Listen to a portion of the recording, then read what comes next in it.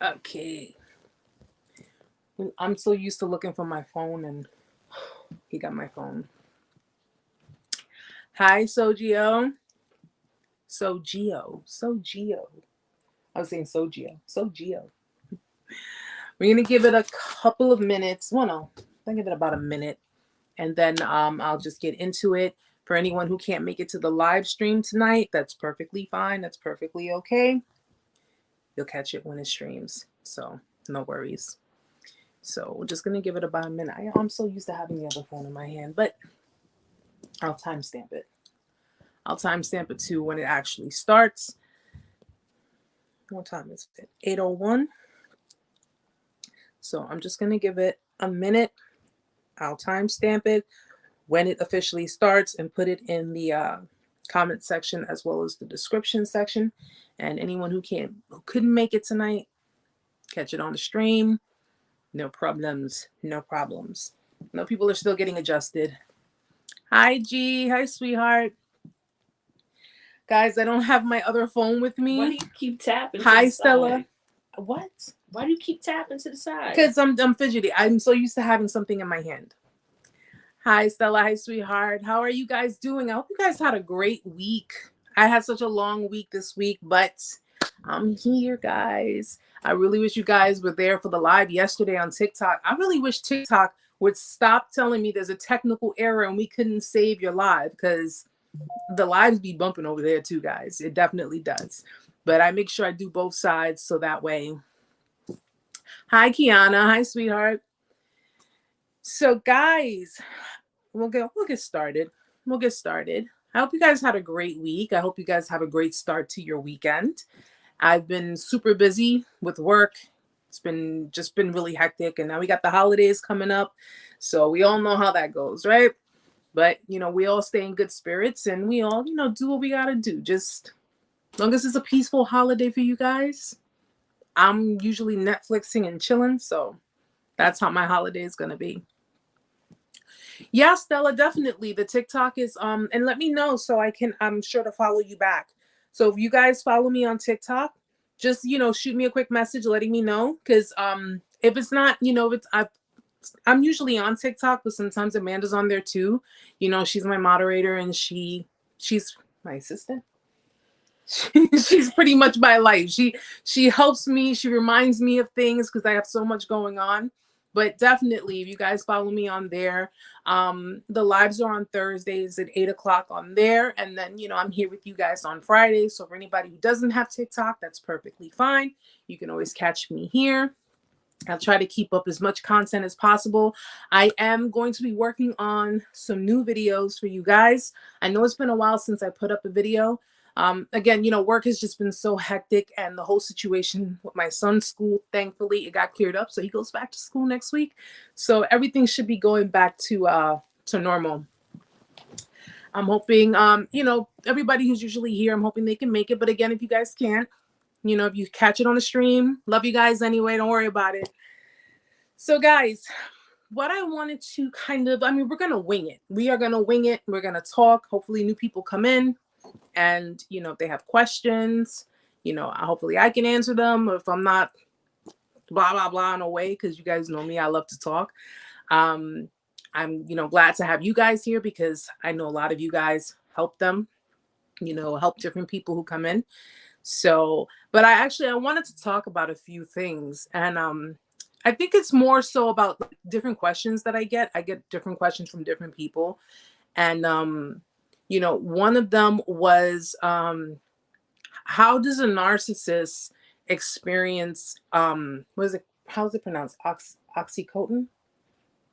Oxytocin? Something like that. I know the word. I just don't know the word. It's like that euphoria, that feeling that we feel when we're feeling euphoric. And, one of the things I actually have to respond to the person, by the way. Sorry if I didn't get to respond to the person, but one of the ways I can definitely say that they experience this form of euphoria, which is what we experience based on a natural level, it's primarily due to their supply. It's primarily due to, Yeah, narcissists are, when you give them what they want, they're in a good mood, they're in a happy mood, they're in a good state of mind, and they're pretty much getting their fuel, they're getting their supplies, so they tend to feel happy, euphoric, but it's kind of like, it's kind of a really sucky reference, but I'm going to say it anyway. It's kind of like taking a synthetic drug.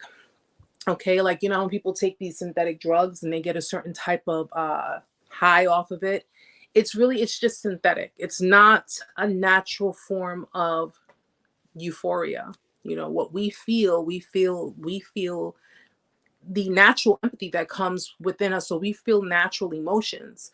People who are narcissistic, people who are sociopathic, people who are psychopathic, they they don't they're very desensitized.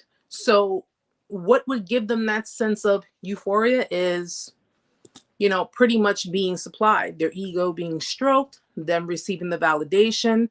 But as much as we feel a certain kind of way when we are receiving validation, it's not the same thing with someone who is desensitized to natural emotions, natural empathy.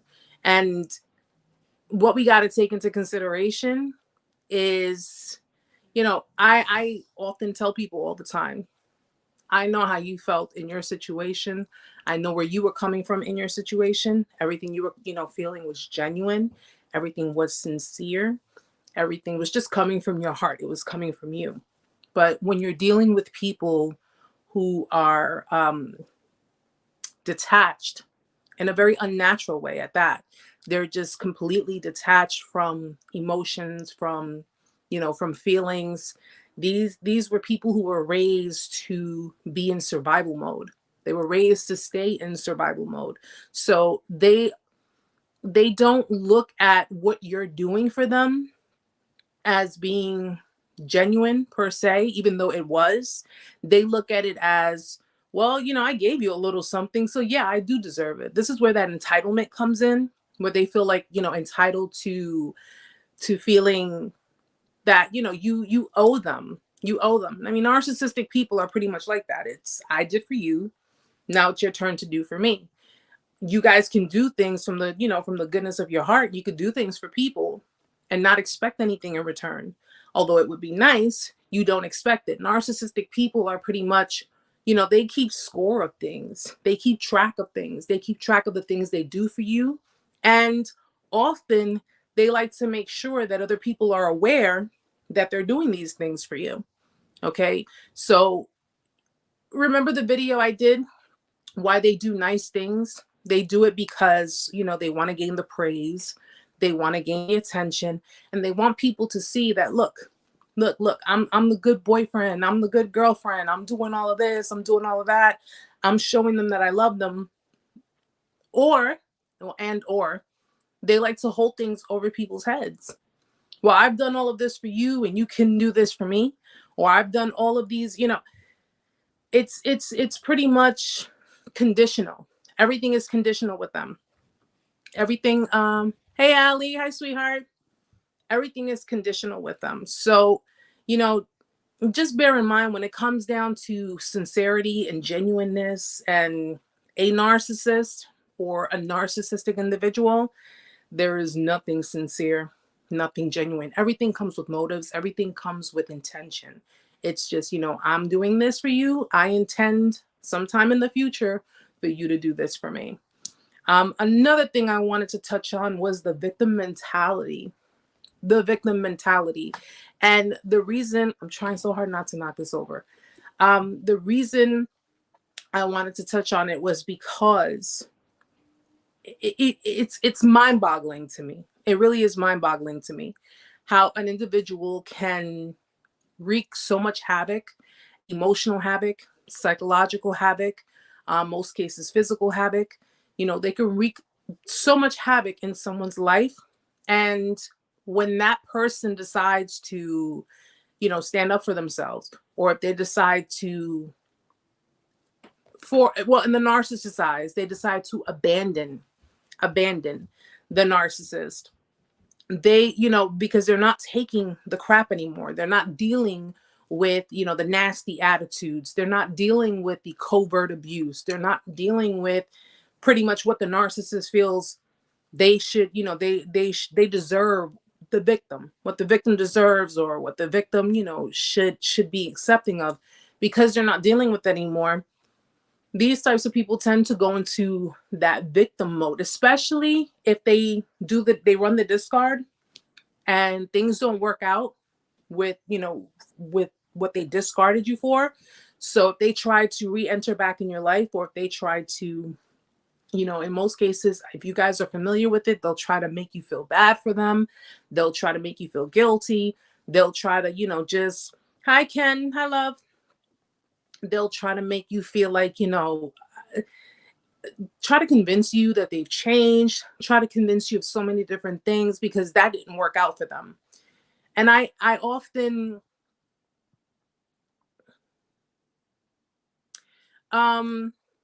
Stephen, your words hit home. I was in a 20-year marriage.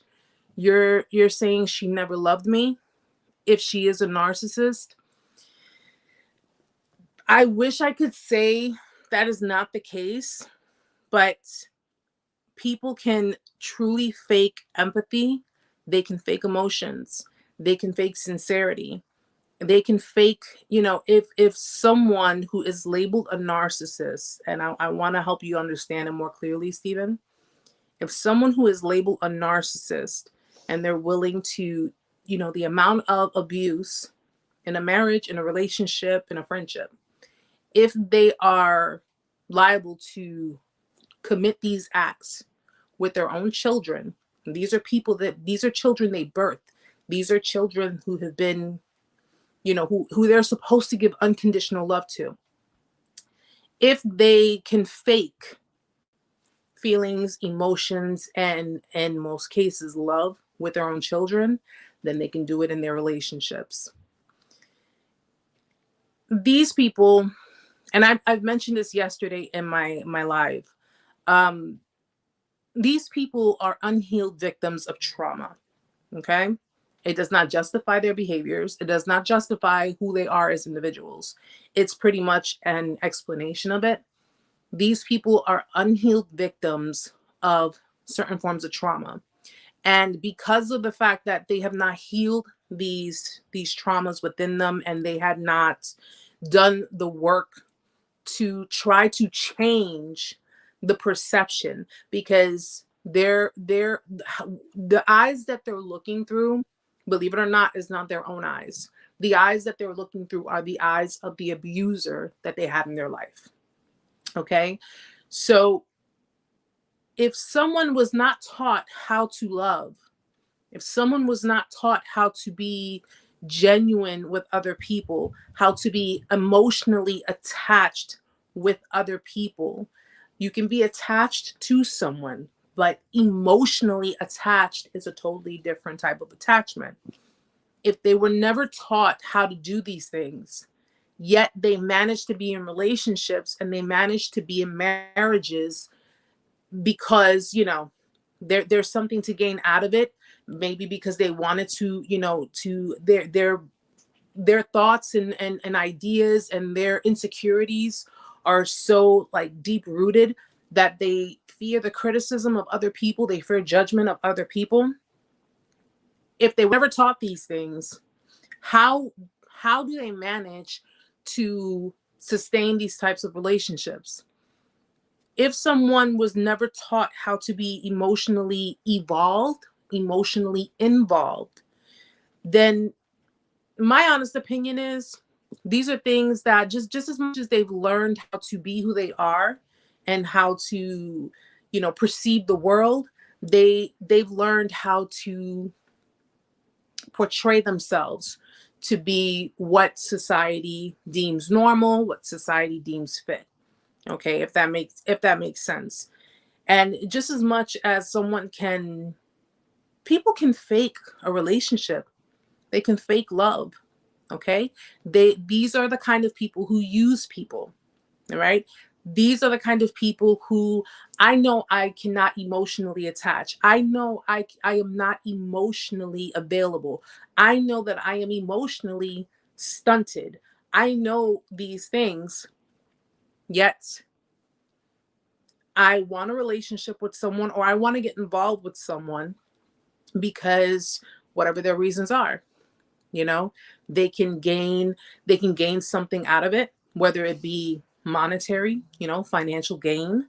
It can be, if you're a successful person, they see your success, they see what you have, they see what you've earned, they want a piece of that, and users, not just narcissistic people, but just users in general, will go to any lengths to make sure that they can obtain that, even if it means faking a relationship. Narcissistic mothers, I've done it in plenty of videos. Narcissistic mothers with their daughters, their children, they look at their children as tools. They look at their children as servants. You're here to serve a purpose, which is to take care of me. Okay. I will take care of you up to a certain age. I will provide on a materialistic level. I'll put a roof over your head. And clearly, all of these things that will be thrown in the children's face at some point. But I will do what I need to do as a parent, especially when it boils down to other people standing on the outside, looking at that parenting, looking at that parental figure. They will give the portrayal of, I'm the world's greatest parent. I'm doing everything for my children. But what's really going on behind closed doors is no emotional connection, no emotional bonding. There is no type of ties. The only tie there is the child is there to serve the parent. The child is there to take care of the parent. And the one thing the parent will do to ensure that the child understands that is, I took care of you throughout your life, most of your life, whatever the case may be.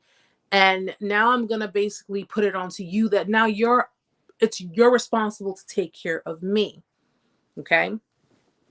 There are so many different unnatural factors that go on in abusive homes, especially with, just abusive parents, period. But narcissistic parents, emotionally detached parents, these are all things that we learn. These are all things that everything that we've learned is based on our surroundings. It's based on our environment and, what has gone on in the household. But is a narcissist capable of loving? A narcissist is capable of being and doing anything that us non-narcissists do on a regular basis. Okay? Which was another factor that I brought up yesterday in the live. They are capable, okay? Nothing is impossible. They are capable of feeling. They are capable of taking accountability for their actions. They are capable of doing all of the normal things that we as non-narcissistic people do. However, I said it once, I said it twice, I'm going to say it again. They know better, but they don't do better. They know better, but they don't do better. Okay. It kind of, which someone had pointed out to me, well, where does it say that, manipulation is a trait? Where does it say? Show me in, in psychology, show me in a book that is studied in universities. Where does it say? And the crazy part about it is that this is why I say they know better. In the beginning, when you started dealing with your narcissistic ex, things seemed perfect, right? Things seemed fine. Things seemed great. You felt like you were connected with them. You felt like, yeah, maybe I did meet the one. Maybe I did meet the person that I've been searching for. Maybe, you had all these different things in your head. But if you notice over time, things started to change. Things started to shift. Now, genuine people, yeah, they may get comfortable. They may become complacent. And, there may be times that people do make mistakes, which We've all been there. But when you have someone who is intentionally wearing a mask, because that person you met in the beginning compared to that person you saw in the end, there is no way that those two people were the same person, you know? There is no way. Now, unless that person told you in the very beginning, I have history of mental illness, I have history of mental issues, I have instability, I'm emotionally unstable, unless they were forthcoming with you, everything they showed you in the beginning was to groom you. It was to put you in a comfortable position, to make you vulnerable, to make you trust them. Someone who is emotionally unstable, and don't be fooled by it, guys, because just because someone is emotionally unstable does not make them unintelligent. Okay? There are plenty of psychopaths, there are plenty of sociopaths that are emotionally unstable but are highly intelligent. Okay? There's a big difference between the two. And I think that's the problem, where a lot of people also kind of get it mixed up, where they think that someone who's emotionally unstable is not intelligent enough to to really carry out and really get away with these things. And the fact of the matter is that a lot of them have proven people wrong. So don't confuse the two, don't misconstrue the two. Someone who does not know how to sustain emotions can be extremely smart. They can be very clever. It takes someone who's pretty smart and clever to be conniving, to be meticulous, to be, to draw out a pattern of things. And I've also mentioned that, you could be dealing with different types of narcissists. Some of you probably dealt with the toxic narcissists. These are the ones who were scapegoated. These were the scapegoat narcissists. These were the ones who took on the burdens of the family, the problems, got all of the blame, and ended up in really, really toxic relationships, which probably made them even worse. These were the ones who had very low self-esteem, and their toxicity it comes out eventually, and you see that firsthand. Or some of you probably dealt with the very entitled narcissists, the ones that were very showy, very like, the world wants me. You have different people who like me. I'm a very popular person, and I'm entitled to have the best. I'm entitled to have the best, and nobody can tell me anything about it. There are different types. And some of you have probably dealt with narcissists who not only suffer the personality disorder, but have a mental health issue, that have a mental disorder.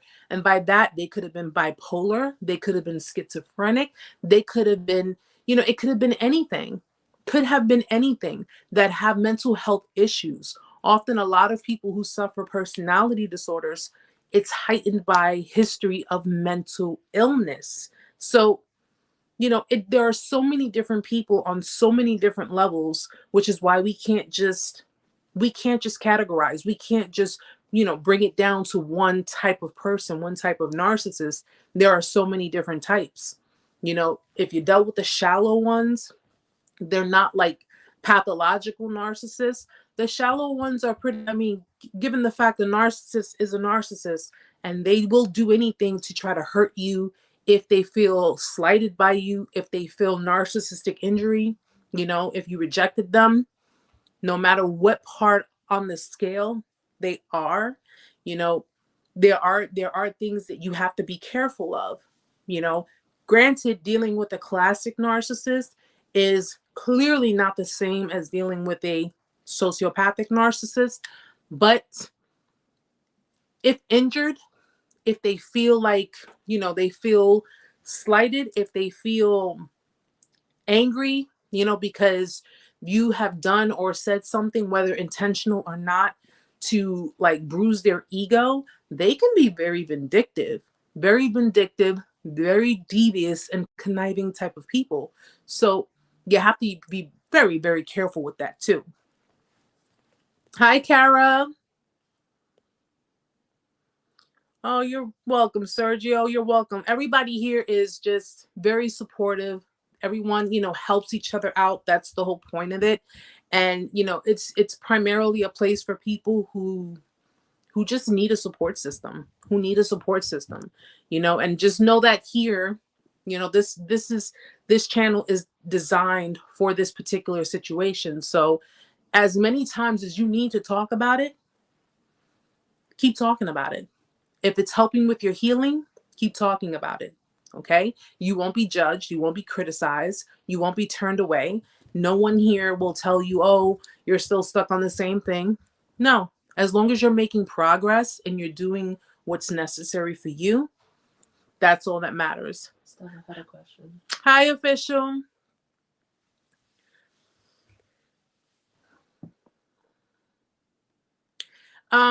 Stephen, understood. How do I teach my 20-year-old son about learning this without bashing his mother? You're very welcome. And you know what? Yes. Teaching him about narcissism, about personality disorders. I wouldn't say, I would say don't put his mother per se into the equation, but you can put the behaviors. Because when he becomes familiar with the behaviors, he becomes familiar with the certain types of, the phrases that they use, the different gaslighting techniques they use. When he becomes familiar with the just the situation as a whole, he'll start to notice things himself. He'll just start to see things for himself. You don't have to necessarily put her into the equation, because chances are, if she knows her behaviors, she knows what it is she's doing, then she's probably already prepared if you try to turn your son against her. You understand?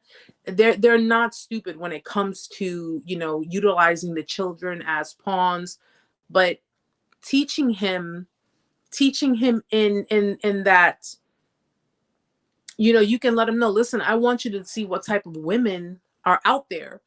These are the type of women you need to be careful of. These are the type of women that you need to discern.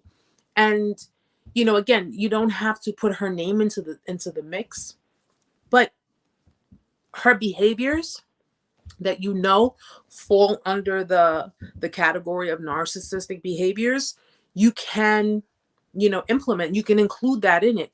Because at some point, children, they eventually start to see, at some point they will start to see how the parents are, how the narcissistic parents are.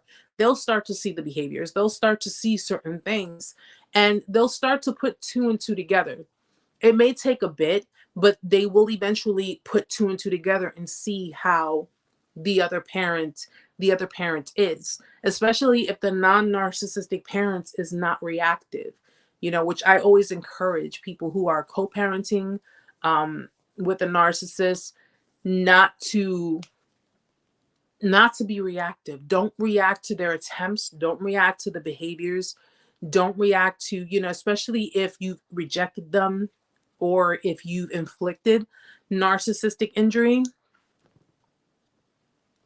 Don't be as, if it's not of importance, don't respond. Don't react. Just, especially if you have older children. If you have older children and this is how the other parent is, your child is an adult, you really don't have to deal with the other parent.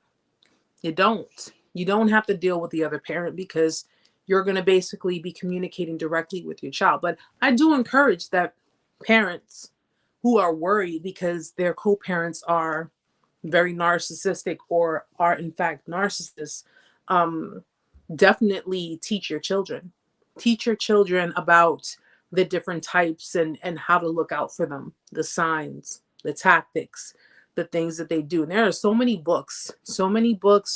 There are so many channels that they can look. Not everybody likes to read, which is fine, but there are so many different channels that they can go to. Dr. Ramani, I watch a lot of her because she's like the queen, the queen on narcissism. She knows like everything in and out, and she's very, very good. So maybe her channel would be one you should definitely recommend that he check out. I'm sorry, guys. I'm just going back for a second. Threatening suicide was the pinnacle of his narcissistic flair. Yeah, anything for attention. It's anything for attention, anything to gain. That's like that whole victim mentality. It's like if you inflict narcissistic injury on them, they go into a victim mentality. And mind you, if you notice the victim mentality, it's a lot deeper if they don't have narcissistic supply. Remember when I told you guys, if they're not trying to hoover you, they're not trying to come back, or they're really not paying too much mind to you, but they are still watching you. When they are indulging, a lot of them like to self-indulge. And when they're indulging in new supply and they're indulging in whatever it is that's stroking or grooming, their ego at the time, it's not, it's, and the crazy part about it is that it goes unnoticed. I don't know if you guys know that. It goes unnoticed, like to other people, it's like in plain sight, but other people don't notice it. Other people do not notice what they're doing. They don't notice. It's like you could have been with the person for, 5, 10, 15 years, right? And all of a sudden, everything just goes to the trash. And they're already either in a new relationship or they're just, acting completely single. And it's like, and you sit there and wonder, wow, we were together all this time. All of a sudden you're single. And it's like, nobody even notices or even bothers to question or try. And the reason is because they've already groomed other people. They've already groomed them with manipulation. They've gotten to other people. Okay. They've gotten to other people and have been probably, whether it be their best friends or people that they know would, talk about it. So let's just say if they don't start, like, if they're not sitting in front of a whole group of people telling them what happened, they may talk to someone who they know has a big mouth and it's going to get around anyway. And they're going to basically, everybody's just going to be like, you being the victim, you're sitting there and you're like, nobody notices this. Nobody notices what's going on. Nobody notices what's happening. And that's simply because these people were under the impression that you were the problem. You have always been the problem. You were the toxic one. And the mere fact that this person managed to get out of such a toxic dynamic with you, it doesn't really faze anyone. And that's why they're sitting there, posting online and acting as if if they met someone, they finally met their soulmate. They finally managed to get out of, and in the meantime, while you were together, it was all flipped around. It was the other way around. They were the one being toxic towards you. They were the one acting paranoid with you. They were the one who was doing everything they didn't want you to do. Okay? I don't sugarcoat anything, it's bullshit. It's real bullshit. They sat there, made sure that you understood what it was that they wanted. You understood to stay in line. You understood, how to treat them, how to, however way they wanted to be treated and be talked to and be groomed or whatever the case may be. Their ego stroke, their validation. You understood these things. You tried to comply with everything, but you know that they're never satisfied. They're never satisfied. And when they start to see that they're getting attention, elsewhere, they start to see that things are looking a little, because, listen, this boils down to either the narcissist got bored with you, got bored with the situation. I hate saying it that way, but that's just the way it is. When they get bored and they're looking at it like, this isn't really doing it for me anymore. It's boring, it's stale. And they go for something that appears more exciting for them. But if you notice, it's short-lived. If you notice that, it's short-lived. And what did they do? Because it's short-lived, they left you in a bad state. This is why they breadcrumb you, and this is why they don't give you clarity. This is why they don't tell you directly. They don't tell you straight out, I met someone else, I'm dealing with someone, because they don't have any intention on you going anywhere. They want you to be stuck. They want you to be there, because if this doesn't work, I have room to come in. I have room to either climb through your window, crawl under the door, whatever. I have room to come in. When someone has clarity, if you have clarity as to what's going on, if you have gained the clarity that you need, this is the point of gaslighting. If you have gained all the clarity that you needed to walk away and let go, you would have done that. You would have done that. I would have done that if I'd have known, okay? Instead of being told, why would you think that? I would never do that to you. This is why, you see, this is why this isn't working. You're constantly like this, but your actions and your words don't match. So now I'm wrong and I'm crazy for asking questions. I'm wrong and I'm crazy for, confronting you on something that you are clearly doing, but you're trying to play it off like you're not. They don't want you to have clarity, because they're not sure about that. That looks exciting. That looks good, but they're not sure. And even so, they have no intention on committing to that new supply either. They have no intention on committing to that. So when that doesn't do it for them, or, hey, listen, some people might not put up with their shit. They may not put up with nearly half of what you put up with while you were with them. And they decide, no, I'm not interested in you. I don't want to deal with you. Then what happens? They try to test the waters with you. Let me see what this person's doing. Let me see what their temperature is. They check your temperature, guys. When they were breadcrumbing, when they were, popping up out of nowhere and messaging you, or trying to find a reason to message you, that's them checking your temperature to see where you are, to see, are you still mad at me? Or, they'll come in and maybe, try to work things out. And, I can't tell people what to do when it comes to these situations, but I'm one. You show me once who you are. You show me once what kind of person you are, especially opportunistic, because they are opportunistic people. They look for opportunity. They're always in search of opportunity and something better. Listen, my situation, this person never trusted me. They never trusted me. They never trusted me. I dealt with the paranoia. I dealt with all of that shit. I dealt with all of it. And I still stayed, because I felt like I had something to prove.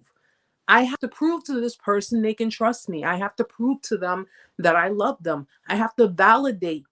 And I couldn't say anything if they did something, or if they said something that I felt made me feel some kind of way, because then I'd be rocking the boat. So I had to walk on eggshells. And it's because of the fact that I love this person. I cared about them. I didn't want to argue. I didn't want to cause, any kind of arguments. And each and every day you don't know what to expect. You don't. Who wants to be in a kind of relationship like that? Who wants to consistently have to sit there and justify and defend and constantly try to prove themselves and give them everything that you thought they never had? And then come to find out, I mean, it's crazy. It's crazy. And often I get questions why did they go back to exes? I mean, again, everybody knows the whole spiel with that. They know the whole spiel. If you have someone who's toxic, especially if you have been, you have tried to be as kind and caring and giving in your relationship, but you see them being around people, you see them going back towards people who are just as toxic or equally toxic, this is the kind of environment they're used to. This is what they're used to. This is what they do. And it's listen, it's crazy. It really is. After everything you people say to themselves, I've done everything possible to make this person happy, to make these people happy. I've been the people pleaser. I went out of my way and did so much.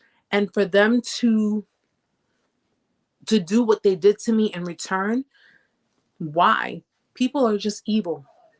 People are just evil. I just watched the Jeffrey Dahmer interview that he had years ago when he was alive. And he said, I'm just so desensitized.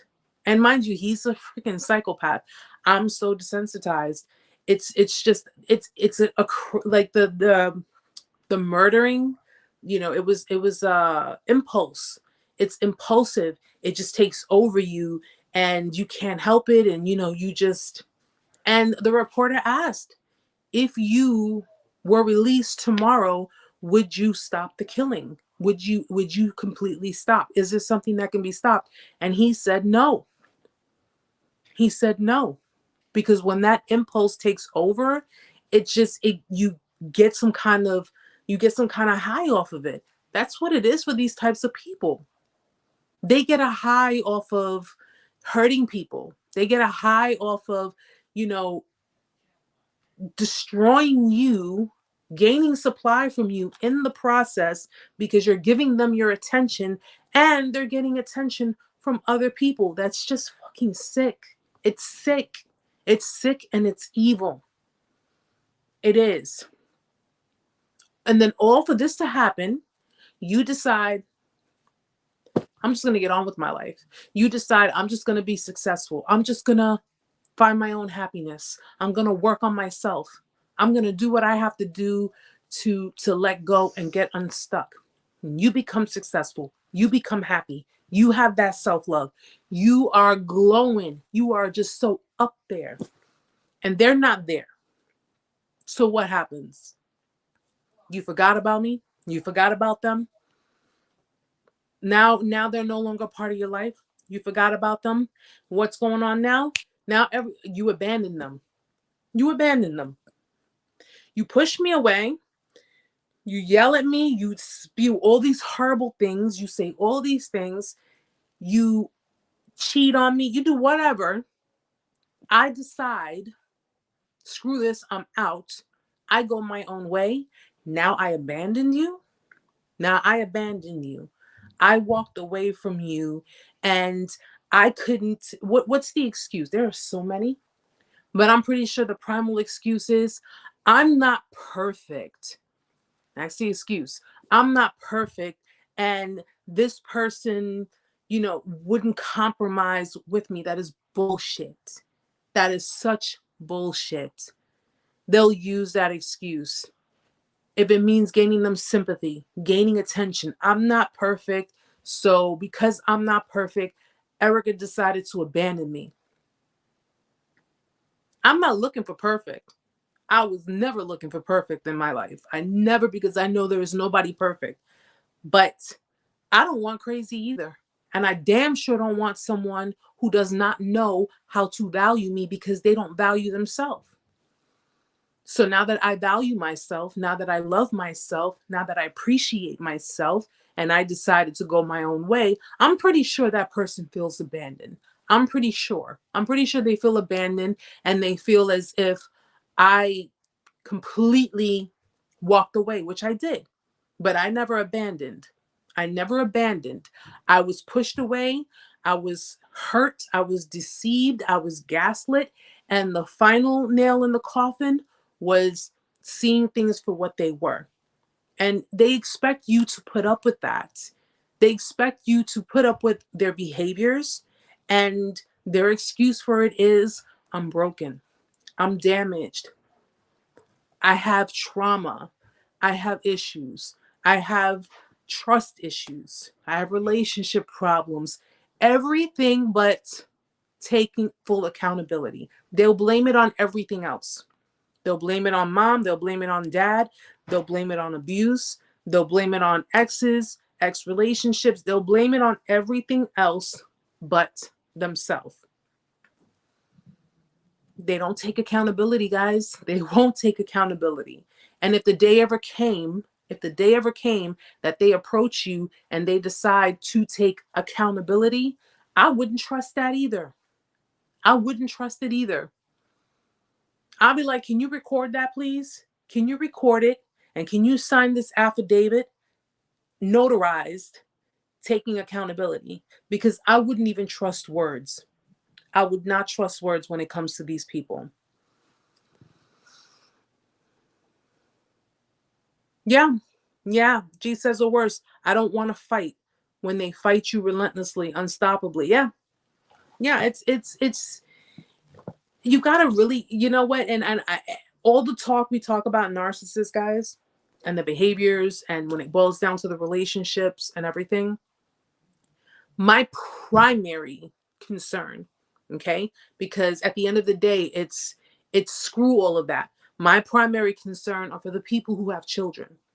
For the people who have children, what you allow is what will continue.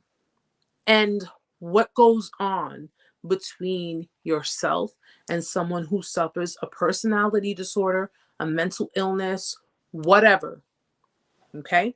Whatever. Your children are going to be in that environment. They're going to see things. Children are not stupid. They will see things. They will learn things. Okay? And the way that abuser projects onto you, the way that abuser abuses you, your child, your children are no exception to the rule. They're no exception to the rule. And I've made this clear before. Okay?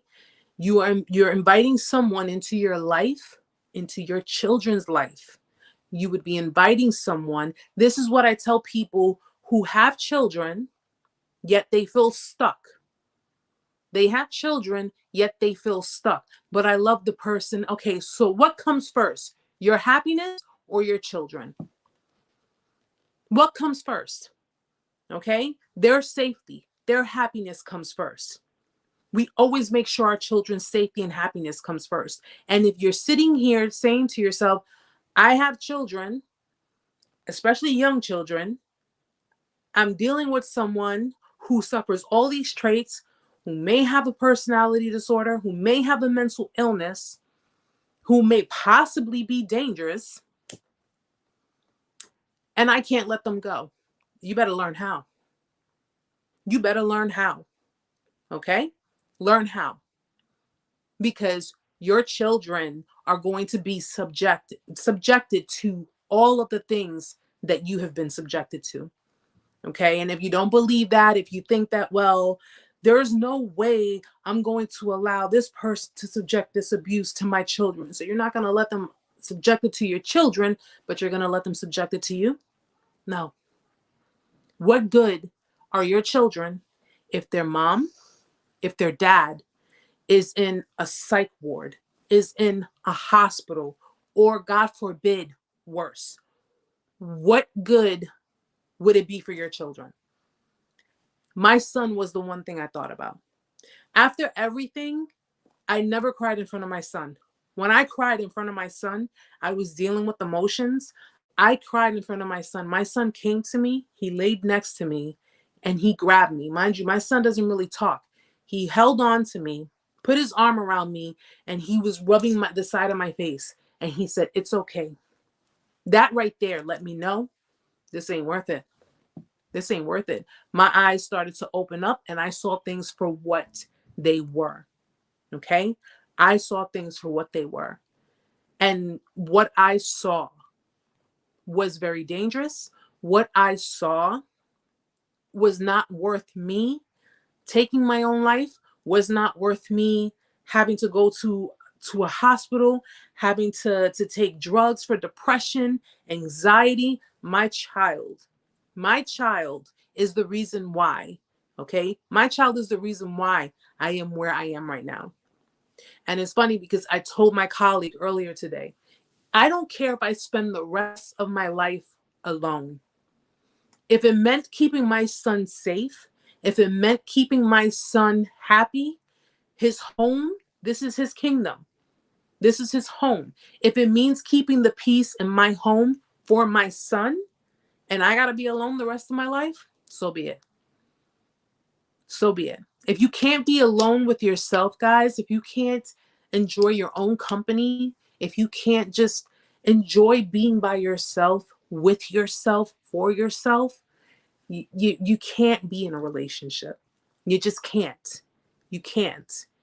And being with someone who's not going to treat you right, being with someone who's not going to love you right, who can possibly do way more damage. Narcissistic abuse is not excluded from domestic abuse. It's not. It goes hand in hand. Okay. And even if it doesn't start off that way, even if it's not midway that way, it can turn into domestic violence. It can turn into domestic abuse. Okay. I told you guys before, how many stories have we seen on the news, in the newspaper, on social media? Okay. Mothers who leave their children home alone with their boyfriends, not even the children's father, their boyfriends. And their boyfriends, they come home, their children are dead, and the mother didn't know. I find it very freaking hard to believe. I find it hard to believe that someone who you didn't know was abusive, okay, someone was not abusive towards the mother, okay, that they would be abusive towards the child. Now, some cases that can happen because, you have people, I find it to be really sick, but you have people who are in relationships with people who are parents, and, well, that's not my child. I'm with you. I'm not with the child. I don't do that shit either. I do not do that either. Okay. That right there, no. But you have people that are like that. I'm only in the relationship with you. This isn't my child. And because that is not their child, they can, I don't even want to think about it. I'm going to get myself riled up with it. I don't want to think about it. Because me personally, I would kill a motherfucker. Don't even. Yeah, I said it. I'm not even going to edit that. I will not even edit that.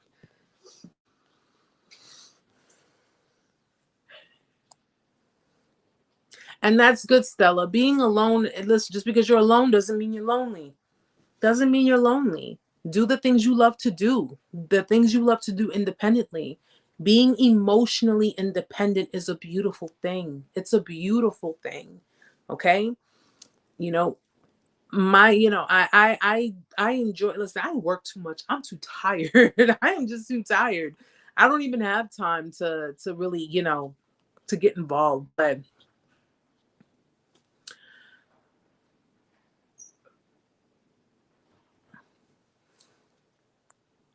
yeah, Queen. I mean, it's depending, but at the end of the day,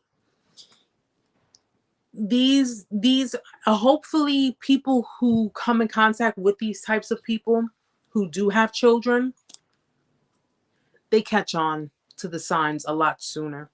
Okay? They catch on to the signs a lot sooner. I can't listen. I personally cannot sit here and say that the person and in some cases the people I've dealt with in my past, I can't. There was only a couple of people in my past who have physically put their hands on me. Okay? Who are physically, one who tried to kill me, and another who, just thinking about it, it's like, but the last person I was with, he has his own traumas. He has his own issues. He has to heal himself. I'm not doing it. I can't do it. I almost sacrificed myself trying to do it. God is going to put people in your life to try to help heal you. And, we have one of two options when it comes to a blessing that comes into our life. Okay. We can, appreciate it. We can thank God for it, and we can use it for what it was put in, for what it was put in our lives. But the other option is we can use it, abuse it, take advantage, take it for granted. And all that's going to happen is that blessing that you got, God is going to take it back. He giveth, he can take it back. Don't sit here thinking that because, God put something in your life, if you're not appreciating it, if you are not being fully humble and you're not really showing that you are, in fact, grateful for what you have, he will take that back. He will take it back. And that's the thing people need to understand. These types of people, I really, really wish I had a better answer for them. I really wish I had a better way to tell people how to maneuver, how to do things. And the only thing I can possibly think of is, if you're single, value yourself so much that you won't put up with anybody else's bullshit. Value yourself, learn your self-love. Learn what you deserve. Don't sit there and allow, pretty eyes, a fat ass, big boobs, a dude who's well endowed and got money in his pocket. Just because they have these things doesn't make them good people. Does not make them good people. Okay? Value yourself enough, love yourself enough to the point that you can sit there and say, love me or leave me, but I'm going to be good either way. And if you're single parents, put your children first. Think about your kids first, especially if you have young children. Think about them first. What kind of person do you want in your children's life? What kind of person do you want? Do you want to feel safe? Or do you want to feel like you got to lock yourself in your room and sleep with your kids in the next room because you just don't know what type of attitude they're going to have? You don't know if they're going to flip. You don't know what they're capable of doing. Until these people get help, there's really nothing we can do. In order to get help, they got to come to terms with their problems. And they got to understand that their problems are not your problem. Their issues and trauma are not yours. This is stuff that was put onto them. And they decided to just project it onto you because you were right there, willing to be their punching bag. First time, it was just a nasty attitude. They're having a bad day. Second time, okay, I get it. They have trust issues and they've been in bad relationships. Third time, oh, maybe I did press, I pressed them and I said things that I shouldn't have said, or maybe they had every right. No, don't make excuses for their abuse. It's abuse. Don't make excuses for it. Okay? Don't make excuses. Unless you went into your kitchen and pulled out a knife on them that they had to clock you on, do not make excuses for abuse. Especially for shit that didn't warrant their behaviors. No excuses here. There are no excuses. And that shit about going for new supply and it doesn't work out and then trying to get back with you, or because you're in the spotlight or you're getting attention or you're actually doing better for yourself, and because they want a piece of it now, where the hell were they before? Where were they before? Where were they before when you were trying to mend your heart, when you were trying to fix yourself? Where were they? Where were they when I was sitting at home crying my damn eyes out, bro. I was sitting at home crying my eyes out, literally seeing the person who I thought respected me, the person who I thought cared about me, the person who I thought felt connected to me, literally watching them go out there and just do whatever the hell they wanted to do as if I didn't exist. Am I supposed to feel empathy or sympathy for them now if they're going through something? Shit. Leave a message. I might call you back. Might. Until then, take it up with God. That's it. Better not expect me. Don't expect me. I'm one of those yes guys. I hold grudges. I'm not even gonna lie. And it's not one of those types of grudges that it's like I stay stuck on it. No, I've been moving on. I've been moving on to bigger and better things, and I've been doing a lot with myself. But that grudge is my biggest boundary. That right there is my biggest boundary. Okay? I am not going to feel bad for being a success. I'm not going to feel bad for having peace. I'm not going to feel bad for being who I've always been and not letting someone who had all this trauma and baggage, who allowed other people to traumatize him, other people to lie to him, other people to hurt him, to turn him into the toxic person that he is. I'm not going to become like that. No, because then that lets the abuser know that they won. That lets them know that you think, listen, and I told him this before. I said it and I'm going to say it again. These people who have damaged you, they knew what they were doing. They know they damaged you. And every single time you let them back in your life, every time you opened up the door for them, every time you thought, okay, maybe they changed, every time you said, all right, maybe we could try again, they knew. They knew. And they knew every time they got deeper and deeper. They knew they had their hooks in you. I'm not taking on the responsibility. I'm not taking any accountability for what other people have done, and neither should you. Don't take accountability for other people traumatizing these people, and then they want to take it out on you because they took your vulnerability and your loyalty as a weakness. They took your people pleasing as a weakness. You're being a good, kind-hearted person as a weakness. Okay? And don't let it turn you into someone you're not. Continue to be the people you are. Continue to be loving. Continue to be genuine. Continue to be transparent. Continue being who you are. Just now do it with boundaries. Now you just got to do it with boundaries. That's it. That's it. Don't turn into these people. Okay? Do not turn into these people. Is there any hope for this person? I can only hope so. I never wish bad on people. I never, hope for bad things to happen to people. But at the end of the day, if God says you got some pain to do, you got some, you done reaped. You reaped a lot. Okay? Because all this shit you've sown, you think I forgot? I leave it in God's hands. I'm not getting in the mix of nobody's. And that's another thing, guys. Don't go getting in the mix of nobody's karma. Okay? Don't go calling me, telling me, oh, I slipped, Erica. Don't call me saying you slipped and then you got a little taste of their karma, because that's meant to happen for them. There's the whole point of staying no contact. Continue to do it. Continue.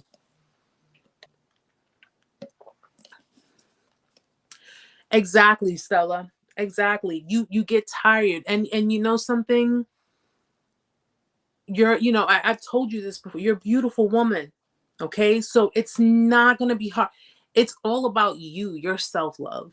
That person tried to project onto you their deep-rooted dysfunctions, their issues, and they try to convince you that you need to feel this way about yourself.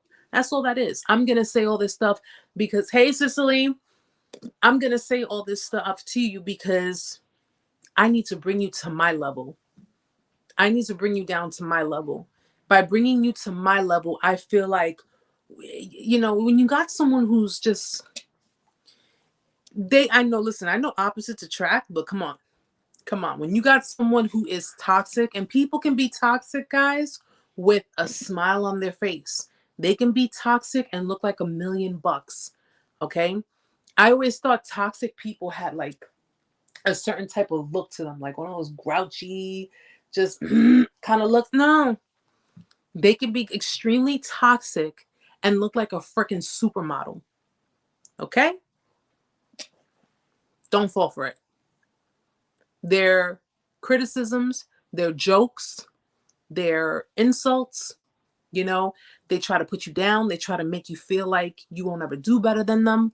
They try to make you feel like you're inferior. All of that, everything they said, everything they've done, that's on them. Ain't got nothing to do with you. Truly, nothing to do with you.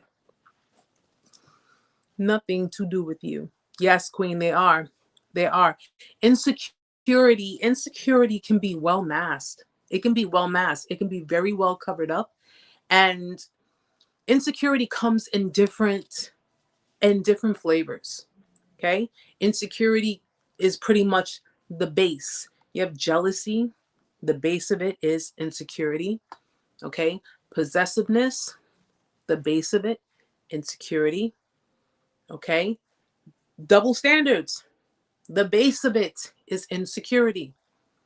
Everything that they do is insecurely based. I don't care how many people give them attention, how many people throw themselves at them. I do not care. Everything is insecure. It's based with insecurity. Okay. And they do things to try to make themselves feel better. It's kind of like self-soothing, but instead of soothing themselves by themselves, by their hi butch, hi sweetheart, by themselves, by soothing themselves as far as like that self-love soothing, they would rather just tear someone else down because they don't know how to do it. They don't know how to do it. I was a codependent and I lacked self-love, but I never tore other people down. I didn't tear anyone else down to make myself feel good. If anything, I was trying to lift them up and give them validation and hopes. That's what codependents do. We do all of that in hopes to receive that in return. And when we get the bare minimum, even the little tiny crumb, that's like, oh my gosh. Oh my gosh. I got a whole loaf of bread. That's something that we gotta try to get, definitely gotta try to get over. Official, and that's, listen, 36 years of codependency, okay? 36 years. I know anxiety, I know fear, I know paranoia, I know all of it, okay? And I'm gonna tell you something. When you really, really get to the root of yourself, you do things for yourself, by yourself, okay? For yourself, by yourself. Everything's about you. Make everything about you now, okay? You don't need anybody else. Make everything about you now. Do things. That's how I started doing things. I started doing things for myself, by myself. I started to become accustomed to being alone, so much so to the point that it's like, I don't want to be around nobody. You know what I'm saying? With the exception of a few people. But it takes time. And, therapy does help. It helps because it helps you to understand why you were, I'm working on a book, guys. And this is my personal life.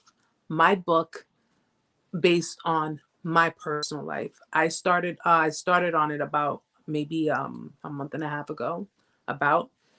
And it's like a tell all type of book where it just has so much, so much. Clearly, I'm not going to be putting people's real names, but it'll give you the details of everything, how it all started to me getting to this point. Okay. And I'm hoping that the book, once I've completed it, people will understand the different phases, the different aspects, and may even apply it to themselves, may even say, oh crap, I was in this situation. How did she handle it? And if you read it, you'll see how I handled it. But it's just something you got to do for yourself. It really is. And it may sound selfish, it may look selfish to other people, and that's fine. It's about time you become selfish with yourself. It's about time you become selfish with what you need to do for yourself. You spend years and years and years giving only to get the bare minimum in return. And now that you want to start doing for yourself and actually really just try to focus on your evolving and focus on your mental health and your peace. Anyone who sits there and tells you, oh, that's selfish. So it's about me.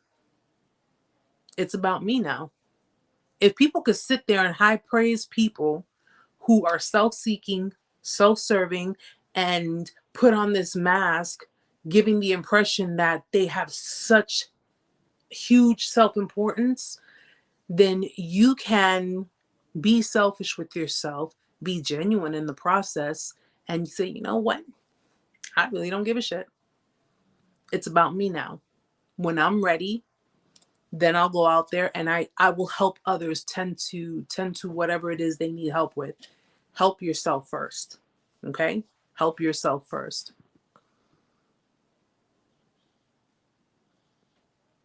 Give me 1 second, guys. It's crazy. I was single all these years before my ex. I waited. I felt I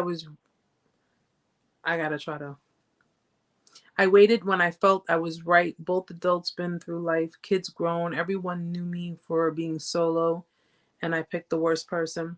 Yeah, sometimes you can't help who you fall in love with. You can't help who you're in a relationship with. I was kind of hoping that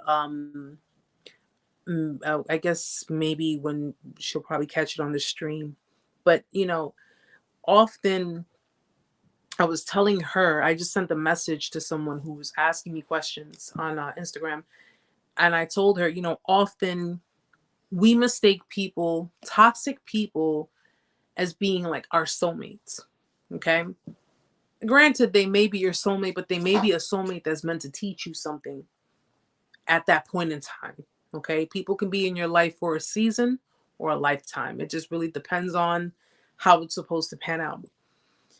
And one of the reasons why a lot of you felt like it's hard to let go and it's hard to, because you probably did feel that they were your soulmate, is because if there are parts of you that are broken, there are parts of you that are damaged. We have we've been broken people, guys. We all have. We can both, we can all agree to that. You feel connected to someone who is either, equally broken or just as broken as you are. And it's just the trauma. That's what causes that trauma bonding. Okay. There are parts of you that have trauma that is connecting to the parts of them which also has trauma. Okay. That bond, people think it's a soulmate connection. It's not. It is not. Okay. Listen, God is not going to put somebody toxic in your life. Someone who can destroy you, someone who can possibly kill you, someone who can damage you, damage your spirit, damage your faith, damage your soul. He's not going to put that kind of person in your life. But just as much as God puts people in your life to help you better yourself and help you throughout your life, the devil puts people in your life too, guys. Yes, the devil does. Okay. Did you guys know that the devil tries to answer prayers? Did you know that? Yes.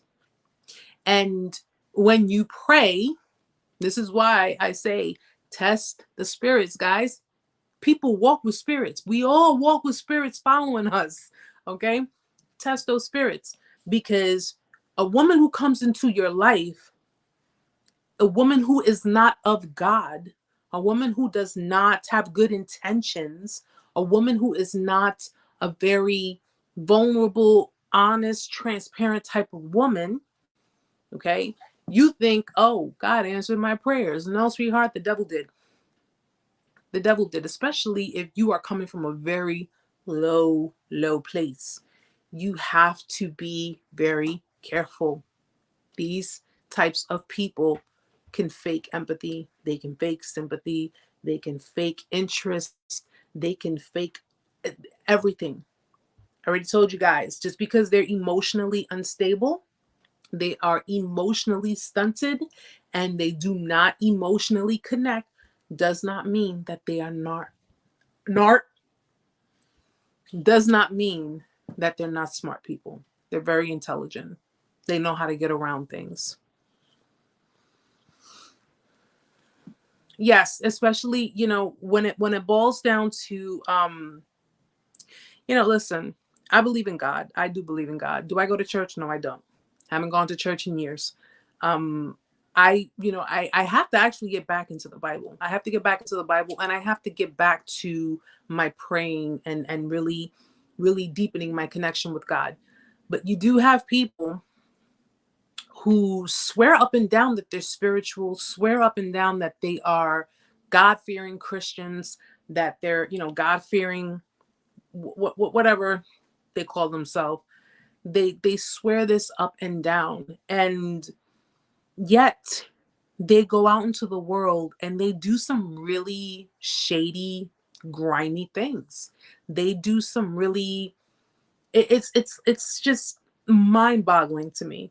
It's mind-boggling. It's like if you have a narcissistic parent who can sit there and put up posts, on an everyday basis, spiritual posts, God this and God that, and I'm a spiritual person and all of that, yet they're lying to people, they're shaming people, they're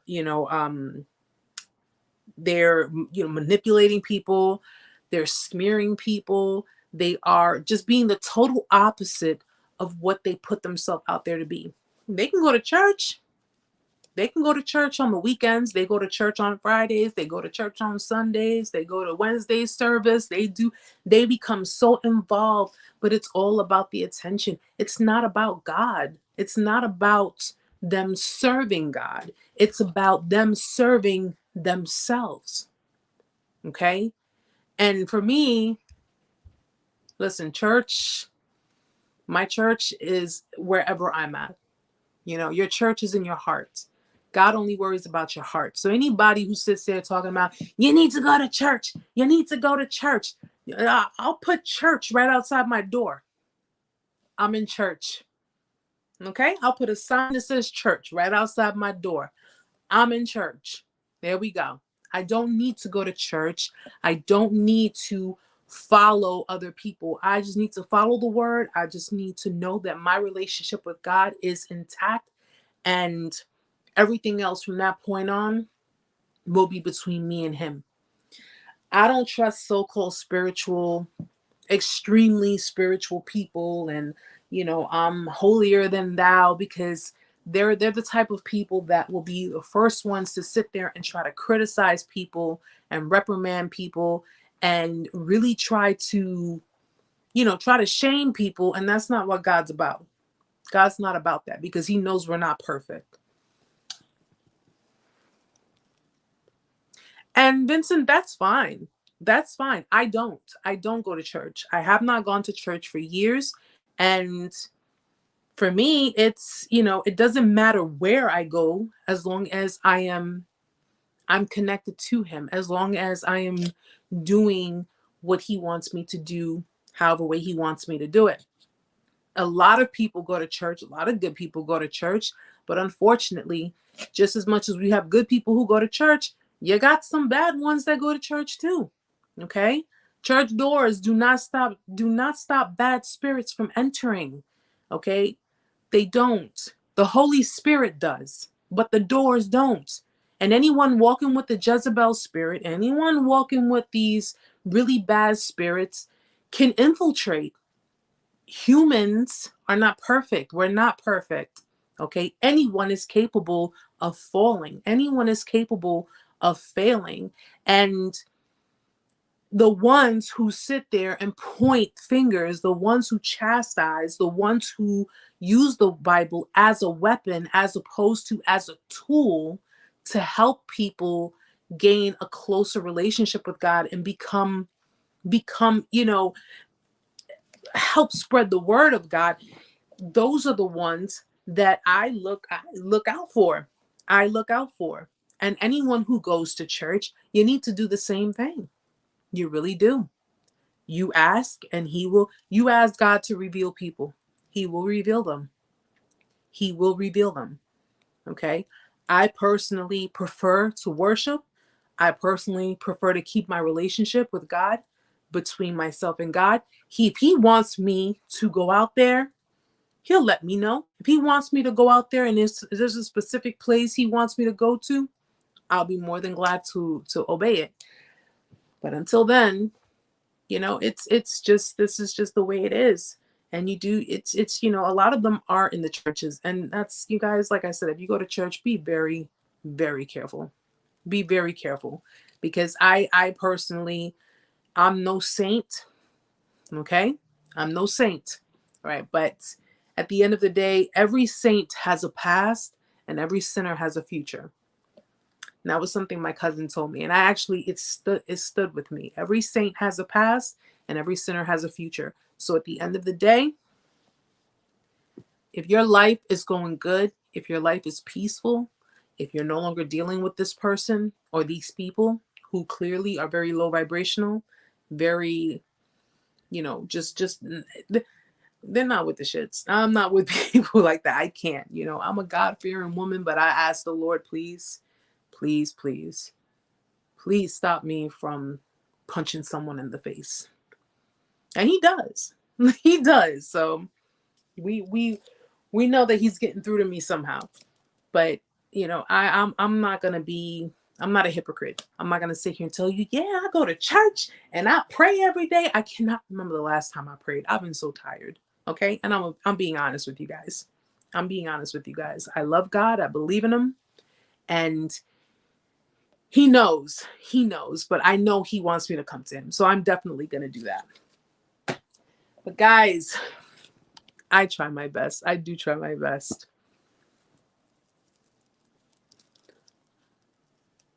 Yeah, Stella. They do. It's you know. Listen. In the book of Job, the devil went and talked to God. You know, when he was trying to get Job to, you know, to, because Job was very God fearing. He believed in God. He never swayed. He never turned. Even after everything, the devil went to him and said, I guarantee you. And this, and take that book, guys, the book of Job. I love that story. I love the story, the book of Job. God basically, it was kind of like a wager. And the devil said, I, if you let me destroy everything in this man's life, I guarantee you, basically saying, I can get him, I'm paraphrasing, I can get him to curse your name. I can get him to, you know, and God said, it's not going to happen. But you know what? Go ahead. God took off his hedge of protection and Satan went to work. Satan went to work, went to killed all the animals on his farm. He lost everything, his family and everything. And everyone was trying to convince Job to, you know, if God, you believe in God so much, everything that's happened to you, are you seriously sitting here telling me you're still believing in God? And Job would not move. He had boils, he had everything. The only thing Satan could not do was kill him. That was the only thing he could not do. And took everything away from him. And because Job believed in God, this is why I say, guys, this is why I say, don't give up your faith, man. Don't give up your faith. All of this is happening. Oh man, the book of Job. Job, Job. I used to say Job. Okay, that was before I really got into the Bible. But the book of Job, and you read that story. Please read that story. Satan took everything away from him, but he would not turn his back on God. And when everything was said and done, hedge of protection came back on, Job got back tenfold.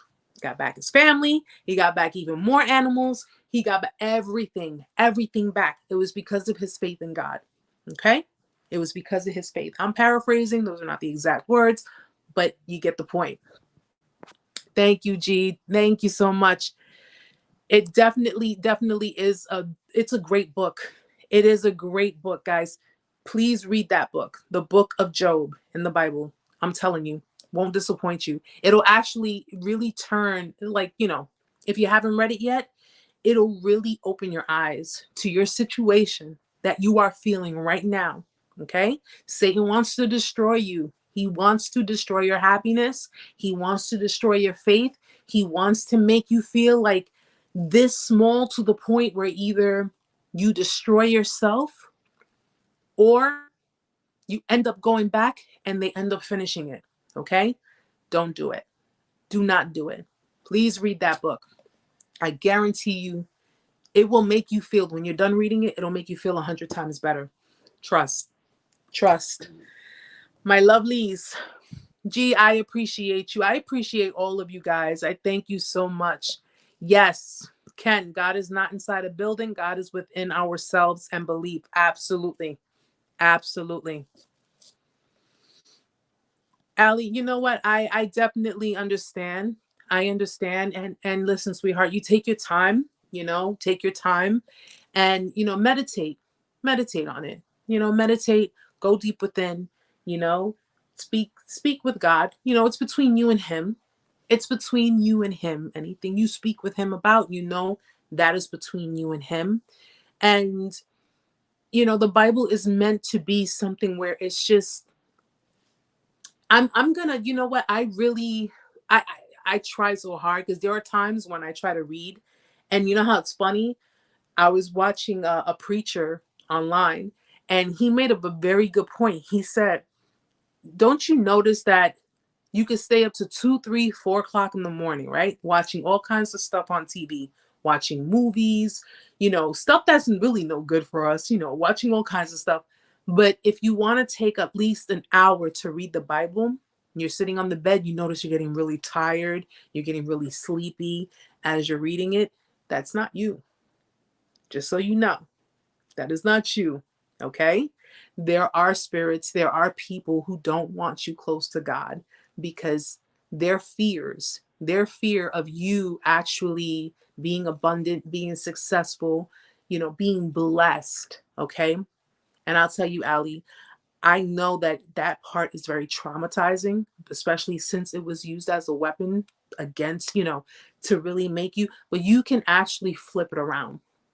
Turn it around for yourself, you know, turn it around for yourself and start off small. You don't have to do anything crazy, you know. Like I said, that story was one of my favorite stories. I just loved the way it made me feel after I read it. And if you should decide that you do want to open it and you want to just read a certain a certain paragraph or a certain verse in that book, if you do decide to do so, please let me know, because like I said, it's one of my favorites. And I definitely hope that it'll flip around for you. It'll turn around for you and you'll become more comfortable with it again, and you'll actually do it at your own pace, the way it's intended, not because someone else is telling you to do it. Okay? So definitely. But if you do it, let me know, please, cuz like I said, I might read it again. I might read it again cuz I love that. That story is one of my favorites. So Gio, yeah, you can definitely email me. Definitely email me. You can send me a message on Instagram, an instant message. Amanda put the Amanda put the email address there. Yes. Yes, it is, Ken. Yes, it is. It definitely is, Ali. It is. It's a beautiful sacred text. Actually, it's disgusting what these people did. I know. I know. And you know something? Sometimes, as much as they do what they do, you meet people like me who can hopefully encourage you to get back into the spirit, get back into the spirit of it. And I'm not talking, I'm talking with the Holy Spirit. Like, get back into the spirit, get back into it with God, and just create that relationship with God, your own personal relationship, not because someone else is pushing you and forcing you and telling you, doing this. No, no, because remember, God doesn't need to push people. He doesn't need to manipulate people. He doesn't need to force people. Okay? We gravitate towards him. All right? And who knows, when all is said and done, maybe you'll get to, just become better acquainted with it again, but the way your spirit resonates with it, the way your spirit enjoys it. All right? So, I look forward to you guys. Yashua, I'm gonna have to go back and catch it on the stream, sweetheart, because I'm about to log off. I thank each and every one of you. Hold on one second. You're very welcome. Um, you know what? And Cicely, you definitely keep going, keep moving forward, sweetheart. Don't let them, don't let her, don't let them, don't let it affect you. Okay? Don't let it. Look back at where you were then and where you are now. And monitor your progress. Write it down. See how far you come. Okay? Trust me. If you guys do that, monitor your progress, see how far you come, and you'll say to yourself, "Oh crap, I'm actually doing really well." You're welcome. No, I'm joking. I'm joking. It's called dopamine. Dopamine? But what is oxytocin? We'll get into that. I don't know. I thought it was They said oxytocin. I know they said that. Stella, it's my love. Thank you so much for being here. Cicely, I try my best, and you guys already know I'm always going to be here. Whatever you need, you guys know. You can reach out to me. You can reach out to Amanda. And, we got your back, guys. Trust me. It's a long road. It's a hard journey, but you don't have to do it alone. You don't. Okay? I'm here for you if you need me. I will be working on some more videos for you guys. I'll be having time to work on some more videos. And we can keep this going. Let's keep it going. Invite new people. If you know anybody who needs, help, or they just want to tune in, invite them in. They're more than welcome to come. And I appreciate you, Sergio and Sergio. Thank you so much. Thank you. Thank you, guys.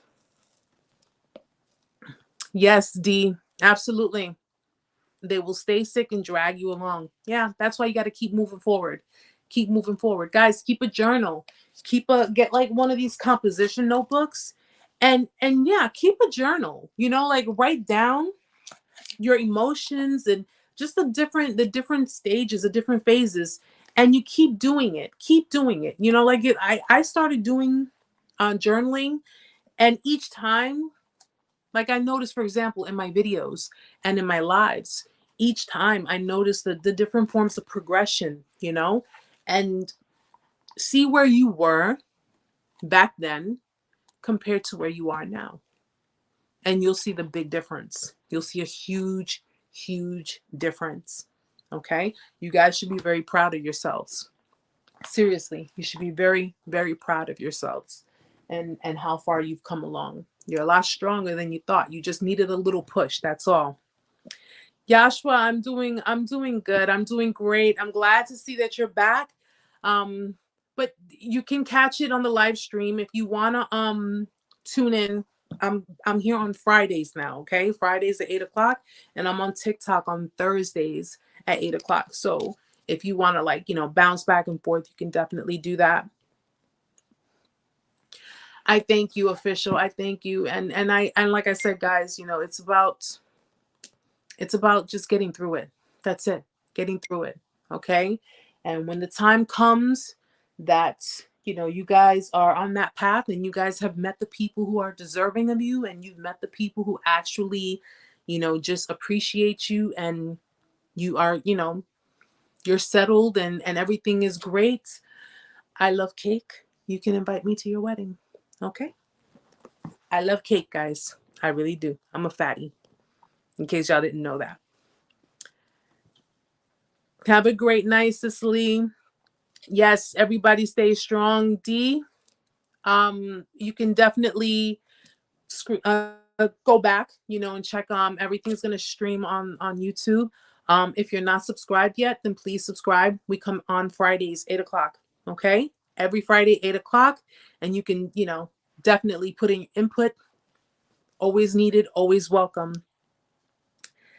Guys, thank you so much for being here with us tonight. Thank you so much for your love, your support, your feedback, your input. Anyone who's new, thank you for joining. I hope you enjoyed today's live session. I will be back here next week, 8 p.m. And in the meantime, I will definitely be working on another video for you guys. I'm going to make them a little shorter, but I'm going to make sure it's packed with all the information that you guys need. So I hope you all have a great night. I hope you all have a great weekend. And hi, Caps. I hope you all have a great weekend. You caught me while I'm closing out the live, but you can go back. It's going to stream. And I will see you back next week, guys. I love you all. Bye.